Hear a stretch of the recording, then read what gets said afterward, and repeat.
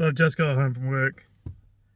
Mrs. told me while I was out there was a package arrived for me, and I know what it is. It is the final thing that I have been waiting on for my JZ build, for at least part stage one, I guess you could say, of the build. Yeah, the final piece I've been waiting on. So now essentially I pretty much have everything to assemble the motor, so I'm quite excited to get inside and see this. Whoop, and there it is. I guess in some of you have probably already seen the sticker. Heavier than I was expecting.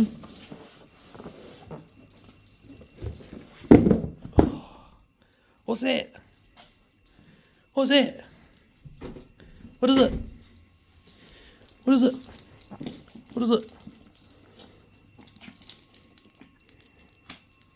Need some attention, little man. I haven't been home all day. Huh? Hello. Let's just see what's in this box. And then we'll go play with the toy.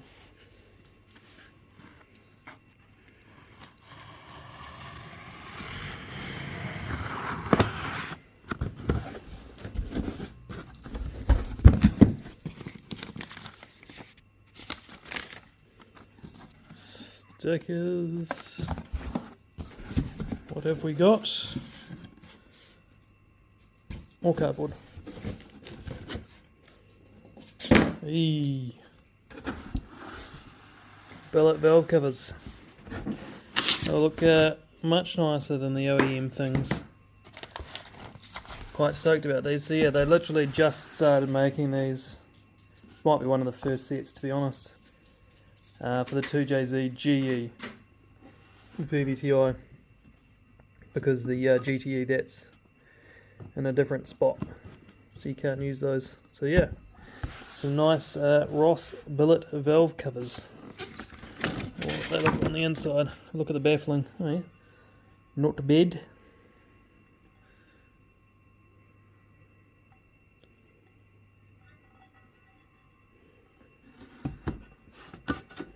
Can't wait to fit those boys up. So this is a hot mess right now. But I reckon the easiest way to clean up is to assemble. So whilst this doesn't look organised, there is actually some structure to where I left all these bolts on the ground last night when I took that off. So yeah, obviously because oil pump has been modified now, this can all go back on again. And then, so I just picked up the head, so then the head can go on. That is the valve covers just sort of resting on there. Pretty stoked with those. And I should be able to hopefully reuse the bracket that I made for my 7M for those coils. Though it looks like I'm going to be, rather than two there, maybe one in the centre. If that's going to be sturdy enough, I don't know. I'll find out. I'll give it a go. So yeah, a new OEM crank pulley and new bolt as well. And a pile of stuff that's all powder coated and yeah, mess. So I'll get the sump back on, get all the valve housings, bolts tightened back up again, and get that block cleaned again. See if we can chuck the head on tonight. That'd probably be a pretty good goal. I'm aware if I get that far, I'm probably going to get excited and try get as much done as I can. Can't chuck the manifold and stuff on. I'm picking up cam seals and exhaust manifold gaskets and shit tomorrow, so can't do that, but probably do the intake side. Making some progress. Sump is on, oil pump is on. Pretty dark. Got a billet Ross tensioner thing. Got my Ross cam covers. I really probably should have just gone all out and got a Ross harmonic relator too. Maybe one day. But yeah, I'll get this rest of this front end together and well, maybe I'll put the head on and then I'll do the timing and then get the rest of this going. Maybe that'll be a good start. I'll just get a bit of a clean again because it's had the old head set on it. So it's time to chuck the head on. I've opted for a factory GTE gasket from Toyota. ARP head studs. Yes, I'm a little embarrassed. I did not get the block decked. Obviously that would have required disassembling of the block, and basically I know the rabbit hole that would go down. So I don't know, I've cleaned it up best I can. Hopefully it's all good. But I do foresee at some point in the future potentially doing a forged block, or a factory GTE short block from Toyota, one of the two. But this should be good for now. So yeah, just gonna lay out my bolts, put the lube on them, remove the cams, and chuck the head on. So I just had a wee lube party with the ARP hardware. I'm going to drop the washers in the head. So whilst I didn't prep the block, gasket's on there now, whilst I didn't prep the block properly, at least I did on the head. Careful not to drop the buckets out, but yeah, full valve job. Obviously cams custom made for me, and Tappet's everything all set and cleaned, and he also gave it a mild sort of a tidy up for me as well in the ports. It's what they do down there at Canelli Cams, other than making cams, so port and polish heads. So this isn't like a full port and polish job, it was just a real quick clean up to say thank you. So yeah, thank you to Better from Canelli for that. There you go, got the studs in because it looks like it'll be easy enough process, at least the way I've got everything at the moment. So just about time to lower the head onto the block and seal her up. So that's it, the head is on. They're just snugged up at the moment, I'm just about to torque them all, but yeah. I've got a bloody 2J.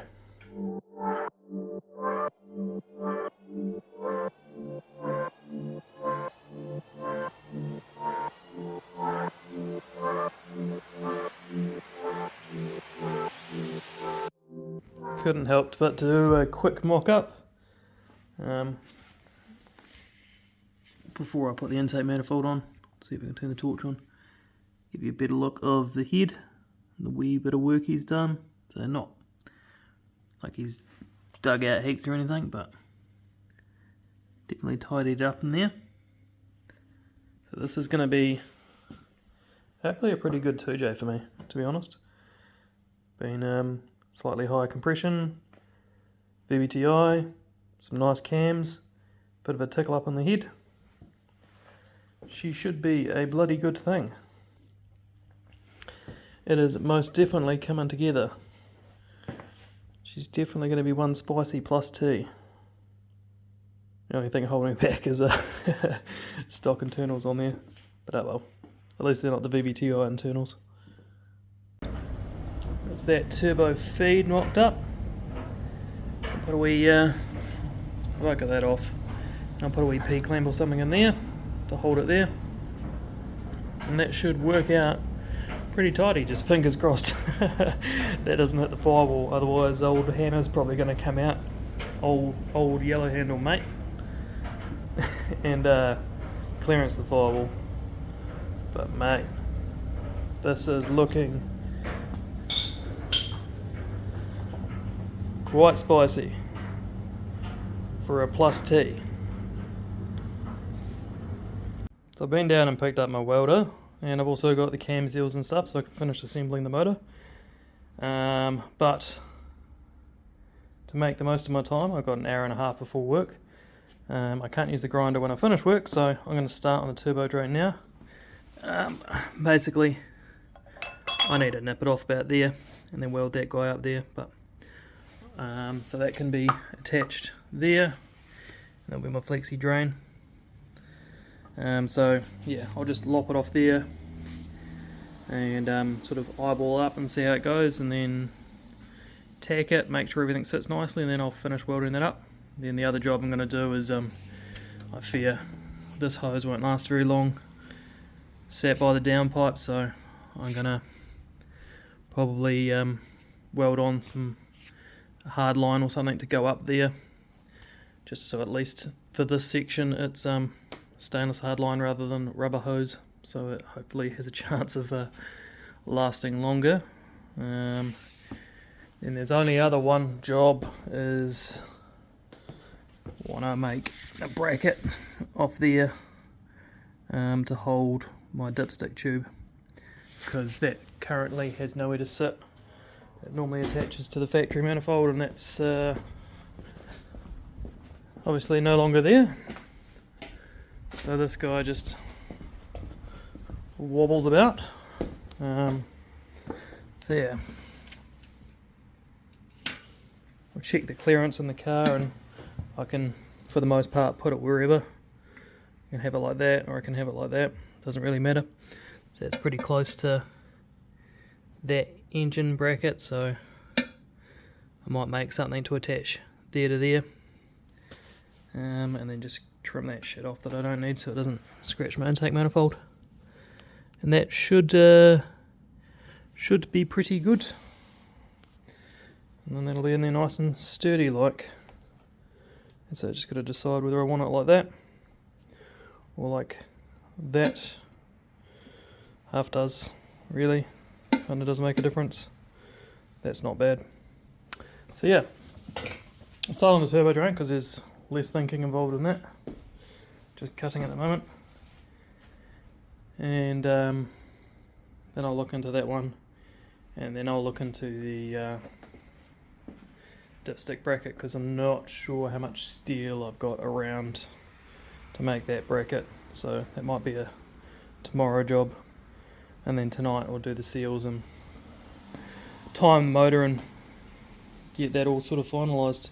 It's getting very, very close to dropping in.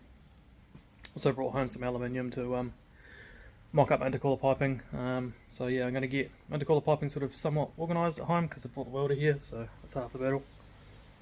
And then I might still, to be honest, play around with this at home too. So I've got the old part which had the V-band on it. If I cut it on a bit of a pie cut, it should actually be pretty good to get that whole exhaust system lined up. Then the only thing left to do would be doing the wastegate tube, which might probably be easier to do at Willie's place because he's got a hoist and all the toys. All the toys? Or the tools? Anyway, less waffling, more cutting. So I've trimmed that right back now, and that fits pretty good there. I can get a tool to that without touching the manifold. Shouldn't be in the way of the radiator. The drain looks fairly good. There's no like dip, no low points. It's all sort of flowing down. The 90 on the bottom I know is not ideal, but steering rack is kind of there, so that kind of dictated that. But yeah, that should work out pretty good. So just clean up that now, and I can weld that on, and that is the drain done. So yeah, might just get that done so that there can be one thing squared away, and then move on to there, which I have now. Actually, that looks like a smaller diameter. Wondered if I'd gain some. Oh no, should be right. Might have a bend for there now. Well, that is the turbo drain done. Pretty happy with that. That should clear everything pretty nicely. A nice sort of flow on it, and it's a pretty decent size, being a dash 12. Should have plenty of flow for the old hole set, which likes to have a bit of oil run through it, unlike a ball bearing turbo. So pretty happy with that. I guess now I'll move on to the water neck. So onto this rear water neck sort of pipe thing now. I've cut that off there because that's actually going to be handy later on to go up there. And I've got that left over from my drain, which I shall weld on there. Send that upwards, and then I'll cut that flange off. I'm just using scraps here. Have a 90 there, and probably shorten that, but yeah, and then I'll have that straight fitting. No, that straight fitting welded on the end, so it's got because it's got the swaged end for just running a small 90 rubber hose there, so that hopefully won't all get melted by my downpipe. And this here, I'm just going to try and bend this back a little bit because I'm pretty sure that's supposed to shoot round to the nipple on the water neck down there. So hopefully I'll just be able to get a straight bit of hose and just route that. So that is my hard line all sort of tacked together now. So obviously, yeah, that was a soft hose that ran all the way there, and the downpipe was just going to run right next to it. So I thought I was going to be much better off running a hard line. I do have a couple of gaps to fill there. I don't know if you saw that or not, but yeah, so all I need is a wee 90 there, and that should be pretty good. Hopefully be pretty tidy. If I have to, I can sort of push it in a little bit and just shorten up that hose a little bit once I figure out downpipe clearance. But I think it kind of goes down and that way anyway, so should be okay. But yeah, that's going to be preferable than blowing out heater lines. So I'm just going to have to pull the turbo manifold and everything off so that I can pull this pipe off and fully weld it and do a better job of it than if I did it in place. So just got a wee bit of an update for you. I was just working on this by myself, not filming anything until about 5 in the morning last night, so I'll show you where we're at. So timing gear and everything is all on, motor's timed, pulleys are all on, crank pulley bolt is only just a couple of uggy duggies. I'm going to give that a tighten when it's in the car. Water neck, everything, power steering, intake's all sort of on permanently, bloody hope so. I need a fitting for the vvti before I can make a line for that. Just cut off the bracket off there and welded a nut to my engine mount down there, and then re-welded that down there. That was not fun. I did a pretty average job of cleaning that, so it's a contamination city, but it's alright, it holds. So that's all held in place now. So yeah, I've got this side VVTI line. I need a remake fuel return line. Other than that, this side is sort of done. Because even the power steering stuff is already done, mocked up in the car. So that's on. So yeah, what I've got left to do is just going to pull off the exhaust manifold so I can weld this up, and then got gaskets from Toyota because I forgot them, and then the exhaust manifold can go on properly, and then the turbo can go on properly. The only line that I haven't done yet is this wee fella, so I'm just going to have to get a length of hose, I guess, to wrap around the block and head off to the coolant port over there. It's getting very, very close to being able to be chucked in. If I don't sound excited, it's because I was up till 5 AM last night. But very happy with these valve covers. I say even the little details. They had bloody Nord locks for washers, which is pretty flash. Last minute thing that I remembered I was suggested to do, which seemed like a very actually smart idea, is I've put a AN fitting on the top of this, because that is very much the highest point of the coolant system, depending on what way that hose goes. So basically I can put a -10 cap on that, and I can crack that open when I want to bleed the cooling system, and then just crack it closed, and it should make bleeding the engine quite easy, hopefully. So yeah, thank God I remembered that just before I banged the manifold on, because I probably wouldn't have had motivation to pull the manifold off had I just gone ahead and done that.